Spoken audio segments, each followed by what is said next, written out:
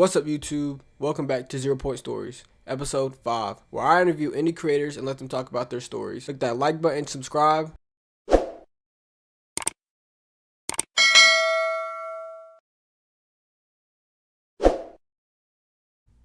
Yeah, people online know me as FroggieinaHoodie, but if you know me by my work, then I'm Danté Hoskins. I produce comics, I'll talk about my social views, but for the most part, even aside from all that, I mostly like to talk about my artwork.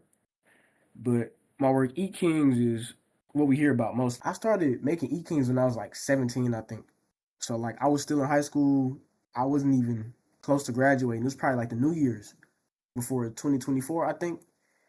And at first, it started off as like a what if in my head, like an interaction between two niggas just talking. But it became a whole lot more because of my love for like anime and comics and all this other stuff, and mostly just because I wanted to see more black representation and like the type of work I wanted to see. So that's really what had me started on this whole thing. And what inspiration did you take from it, like to create this? Like what works in particular, Yeah, like anime that inspired you, or mangas that inspired you to, or comics. I would say like on the more mainstream front, definitely like Dragon Ball, Naruto, JoJo's Bizarre Adventure. I would say on maybe the more niche side, Parasite the Maxim, like in more of its gross and like suspenseful aspects. But art style wise, definitely JoJo's. So like in terms of look, people would probably compare it to that the most. But the early works that I was definitely messing with, like as a kid, was like Dragon Ball and Naruto. So I'd hope that like people can get a similar feeling from that. It's almost like something I made that would be a work that I would fuck with when I was that age, experiencing those animes. So like something I can share with my brothers, honestly. And you said you was going over, I forgot what story it was, but you want to like kind of expound on that a little bit more? Yeah, I say like at first it began as like gag strips. So similar to what you see in like newspapers, at least when people used to definitely get those in paper, you see like Garfield, or you see like the Archie comics, just three panels, characters interacting, and then there's a punchline at the end. So just set up, punchline. That's what E Kings was. But I always knew I wanted to expand on how the world was seen and what the characters was up to. I just didn't. I did not know how to start that. But I took a chance because I mean, for a long time I wanted to make comics. But if I had to get into the actual details of the story, specifically, it's about two male characters. You got Jason Newton and Trey Treve Antoine Little, but they're known more frequently as Trey and Jay. And a lot of people, I guess it's kind of like a humor in the fact that people get their names mixed up, especially when they're not familiar with my work, but they could not look more different. But despite that, the story starts as like a gig from their manager to like pick up a supply truck of theirs that's been stolen. And so this chase leads them down literally like a hole in the ground, and they come across a society of impoverished yet powered people. And over the course of this discovery, they undergo a catastrophe themselves and are becoming transformed. Like my story is in like the very beginning stages, but I've been writing it since for like 3 years. So I know a lot about what I want to take it forward with. But since I'm only one person doing it all and still living life at the same time, there's just not a lot out to digest yet. Aside from like the material story that's actually put out, do you want to hear about the characters? Yeah, let's hear about the characters. Like I got two main characters, Trey and Jay. Trey the one with the afro and Jay's the one with the dreads. I have two main characters instead of like a traditional one because I guess I like when stories enhance on character interaction. And so you truly don't know who a person is until they're amongst different people. And so them bouncing off each other and being so different and holding the parts that the other doesn't have, I feel like it allows for a fun interaction. And plus, like, their dynamic is based off of like my relationship with like my siblings. And so in a way, their camaraderie, their like brotherly nature has some real behind it.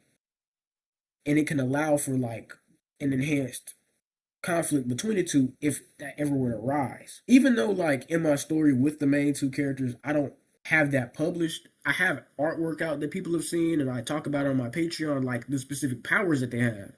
Because the reason E Kings took so long to make is because I could not figure out Trey's powers for the life of me.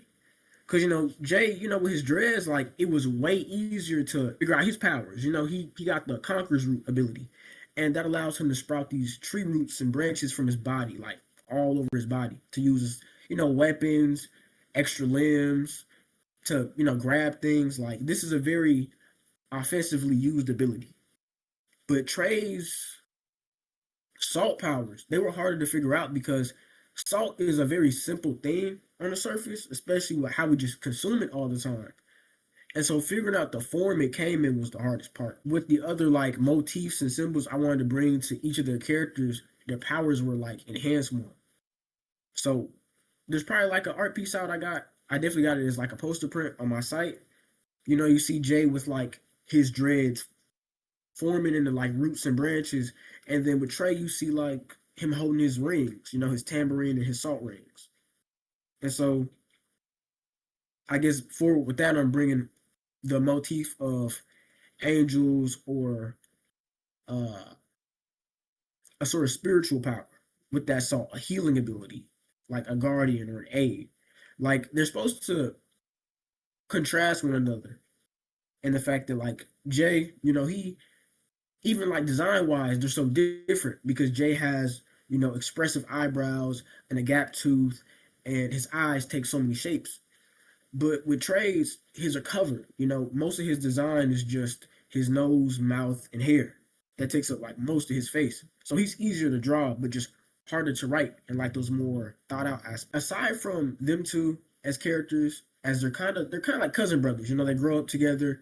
They got similar like upbringings, but they're not exactly related in a traditional sense. But the story follows them and their jobs working at the E King restaurant. So their manager man is the one who set them on their quest. To go out, retrieve the truck, and come back before the shift's over.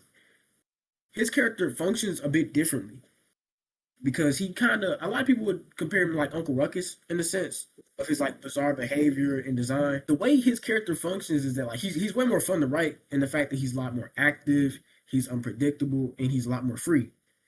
And so you never know what you're supposed to expect from him as a character. So he's a lot more fun to write. But he manages the whole restaurant. And the know-how of how he keeps the whole thing organized and together is honestly a mystery to both Trey and Jay. A person to kind of offset the chaos of what those three men bring to that, workplace is Cleo Truth. And so in a lot of the entries of the story moving forward, once it transitions from like a short weekly comic series to like this every 2 months chapter battle manga that it kind of is now, Cleo Truth was a great way to show how the world was changing. Because as I don't know if you are caught up with E Kings, but there was an integral part, I think maybe in like chapter 9 that I wrote, where Trey and Jay are killed by an ill folks monster. And so they're impaled in their like lungs and diaphragm with this spike that emerges from a severed head. And from that occurrence, this elder character that they come across, because they're underground in prison. This other character named Mama Eve, she's this mysterious old woman that they have no clue where she came from. She ends up saving her life by feeding them these seeds from her bag. And from that sprout these plants from like their wounds. And eventually a cocoon is formed over it. And like with the part that I'm writing now, they're supposed to emerge with their abilities that I told you about before. But for all that to kind of make more sense, I had to bring in Cleo Truth. Or at least when I brought her in, I was like, okay, I know what to do. Because I just didn't want like a whole sausage fest of a comic because that's not the world that they live in.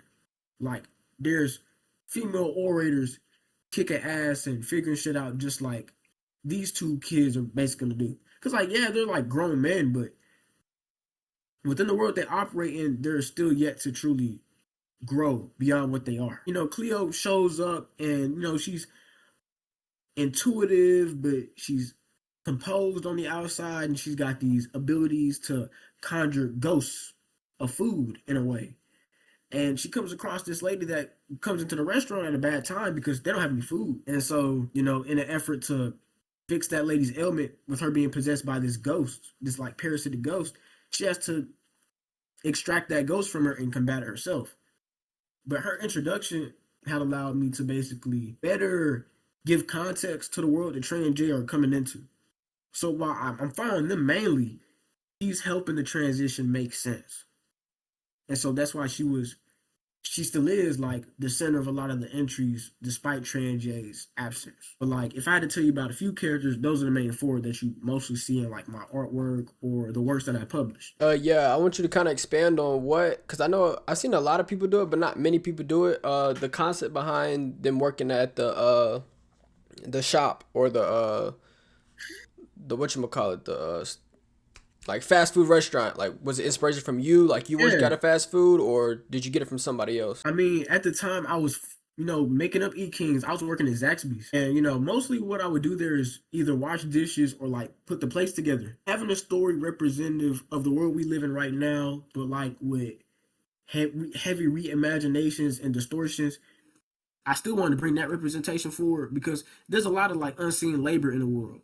And so the idea of like two broke fast food niggas getting powers and like having to like deal with a strange world, like I wanted to see what I could do with that. And so E Kings was a way for me to do social commentary as well as just write this insane story that I've always wanted to see. And so and that's really slick why it's called E Kings. Because you got these two starving workers that they're not gonna eat a lot of anything well made because, and I don't even know if I expressed this good enough, but like they live in a future of our world in a sense, but it's like a dystopia. People are poor, but technology is like kind of easy to find, but a lot of the area that they live in is also just a wasteland. So they got advanced shit, but they're still struggling to survive. Like they still work almost every hour of every day doing the same work. The world they operate in, it's almost like a character in of itself. At least that's how I intend it to be. So they're being impacted by the environment and they're impacting the environment. It's supposed to like really feed into itself. But that's why it's called Eat Kings, because you got these two characters that struggle to survive, but they have to eat to gain their powers. And they're not kings in any sense. They're in no position of authority. They have no riches. They wear the same clothes damn near every day. So like in a warped way, they're just peasants of the future. But in that sense, I guess with the story, I wanted to talk about the motif of consumption while I guess highlighting the disparity that comes with a system that's supposed to be feeding people.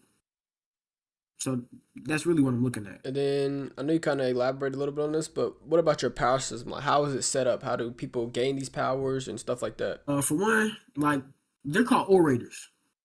So these are people that like speak their abilities into existence, but there's a lot of ways to gain an ability or power in Eat Kings. It's just more or less how you're impacted by the world. Because the issue with the world in Eat Kings is that there's almost like a spiritual gas leak. And so like the traditional magic that would have probably held the world together has amplified in a way that isn't organic. And so like people maybe aren't superpowered in a sense, they're infected by like a strange environment, if that makes sense. Like people see entities that show up. They're not exactly human, but they are cloaked as people, or food speaks to them, or like buildings, their geometry on the inside starts to warp. The way people behave within actual systems starts to become infected. So like the world doesn't behave with a traditional logic, if that makes sense. And so with this almost spiritual leak, people are speaking their desires and like wants into existence, but not in a way that they imagine. So like with the way they acquire powers, it has a lot to do with souls. how their soul is corrupted by the world that they live in. Like, especially the city that Train J live in is known as being like a vile place. Even though, yeah, it's in the future and it's this city with like, highways and hella buildings and architecture and all that in this apocalyptic wasteland, is still exploitative of the people. So a lot of these people have abilities because of how their world treated them or what they had to become to like combat the world that they live in. So some people are like fucked up in the head and like they're growing extra limbs, imprinting like wills and desires on the objects. But for the most part, for you to know who an orator is, you more than likely can see like a word on their body or the item that they interact with. Like people are labeled in this world very overtly, but in a spiritual sense. That between the things that consume them or what they eat and versus the actual sickness affecting people in the world, like people are gaining abilities in multiple different ways. And do you script your comics, or do you kind of just improvise as you go? Like, do you know the full story? Like you said before, you know how stuff wants to go, but do you know like the ending to it, the middle, the beginning, or do you just improvise? Like, okay, let's do this first, panel or chapter, and then go on to the next. It's really a mix of both. Like there's some chapters where I'm like, oh, it's got to go this way, this way, and this way. That's this part I'm at, and then there's always pieces in between where I won't know until I'm writing the very part that leads up to this next thing. And so there's a bit of freestyle in there, and there's definitely times where like I got the whole script written down, and then I got the storyboards, and then there's times where I'm only writing the visual, and then I'm adding the dialogue after, because like I want E Kings to be an experience where if it was animated, even if you couldn't hear the dialogue, if you were to watch it, you could still understand what's going on. So I want it to be like very expressive. Then what makes a good story in your opinion? It could be any story. What stands out the It's most? got to be a transformation within the protagonist and just real interesting villains. Cause like you really got to feel some type of way about the person that's impacting them or forcing them to move, and the person that they become. Like those two things really do matter because it shows like the person you're writing and why they matter against other characters in the world. Just a little bit of like character development throughout the story, basically. What has been the hardest part about creating your comics? Is it the writing, the scripting, the detailing of it, coloring? I guess like the hardest part is maybe character design. Not that it's overly difficult, but you have to find a good mix of okay, this design is good and it's intricate, it's interesting, but not like so much to the point where you can't draw it every time. And then there's unless you think ahead, like okay, I know who this character is. Let me doodle up who they're gonna be when I see them. A lot of times, I don't even know how a character looks until I'm sitting down and drawing them for when that time comes. But even then, like basically, this whole process is like refining a vibe. So you get these feelings, you get like these general like directions you want to go, but then every step is refining that until it looks curated to like every degree. What would you say you're improving right now? I would definitely say pacing, maybe, as well as just like giving my art time to breathe so it's not so missing something. And how do you drop your comics? Do you drop them like once a week, once a month? Like, how do you go through that? My goal is typically maybe once every 2 months, mostly just because of like the stuff I do outside of, making Eat Kings and as well as trying to make sure I give myself a manageable amount. Because when I first started and I realized like making 20 pages a week versus these 4 panels within a week are not the same task, and I wasn't getting them out like I wanted to, I had to change the whole thing up.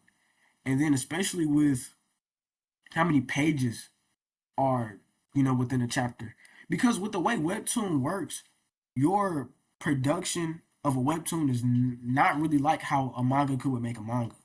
Because, like, they would have to consider printing costs and, like, page count and, like, ink and all this other stuff. But since I'm only showing my work on screens, I don't have to think about color type and printing size and, like, paper costs and all this other stuff. But since I started selling my work on my websites and such, that's something I consider now. Like, okay, how would this look in print as well as on the screen? So I have to like adapt it for both. I've had to change up my paneling. I've had to change up how many pages are included in the work. So it's been some changes ever since I started. And how much like panels or pages do you do in your mangas? or comics? Because I know some people do like 20, some might be 60, 40, 80.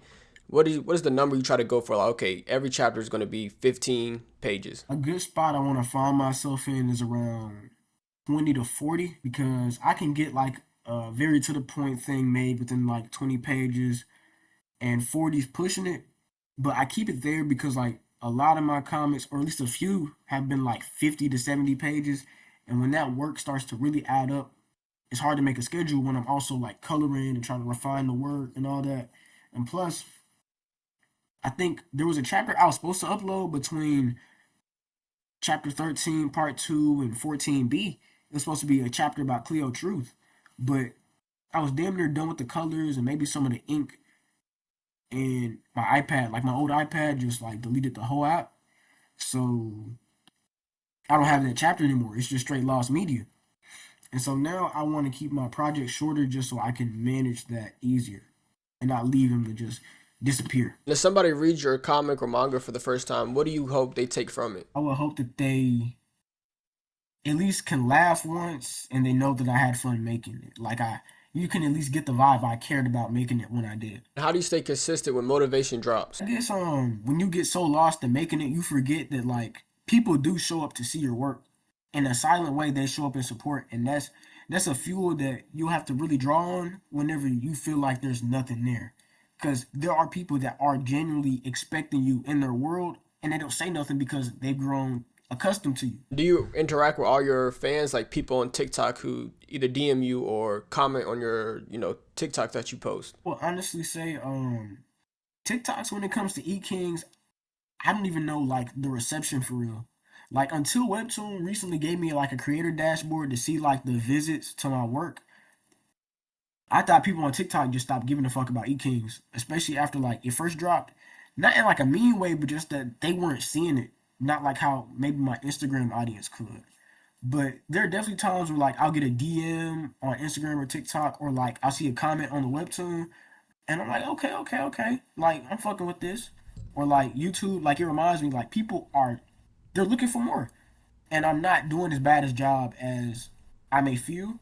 So I can really just keep this going. And has there ever been a character like, let's say you just thought of a character, you posted it on TikTok, and you didn't really have much for them, like they were just going to be in the story, and then next page or chapter they're out of it.